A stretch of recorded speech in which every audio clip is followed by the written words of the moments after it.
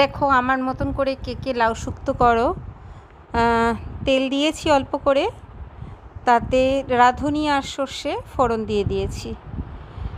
Crack করে গেল, ভাজা হয়ে গেছে, তার মানে আমি এবার লাউগুলো ছেড়ে দিলাম। এবার লাউটা ছেড়ে দেওয়ার পরে আমি আদা কুচি দিয়ে দিচ্ছি। শুক্তোতে জেনারেলি আমি লঙ্কা দেই না, কিন্তু আমার কর্তামশাই একটু ঝাল ভালোবাসেন বলে জাস্ট একটা কাঁচা লঙ্কা দিয়েছি আমি।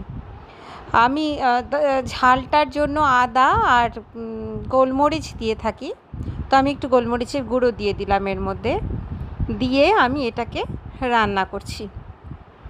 এর মধ্যে নুন মিষ্টি হলুদ দিয়ে দেব, দিয়ে ঢাকা দিয়ে দিয়েছিলাম। দেখো কতটা জল বেরিয়েছে লাউ থেকে, নিজে থেকেই বেরিয়েছে, খুব সুন্দর সেদ্ধও হয়েছে লাউটা।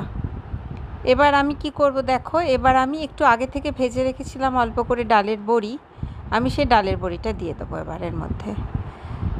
হয়ে গেল। আর আরেকটা জিনিস আমি একটু দেবো, অনেক সময় সর্ষে বাটাও দিই, কিন্তু আজকে সর্ষে বাটা নেই আমার কাছে, আমি একটু দুধ দিয়ে দিলাম এর মধ্যে। এটা একটা ক্রিমি টেক্সচার আনে এটার মধ্যে। তো এটা ভালো করে নেড়ে চেড়ে নামিয়ে দিলাম, রেডি।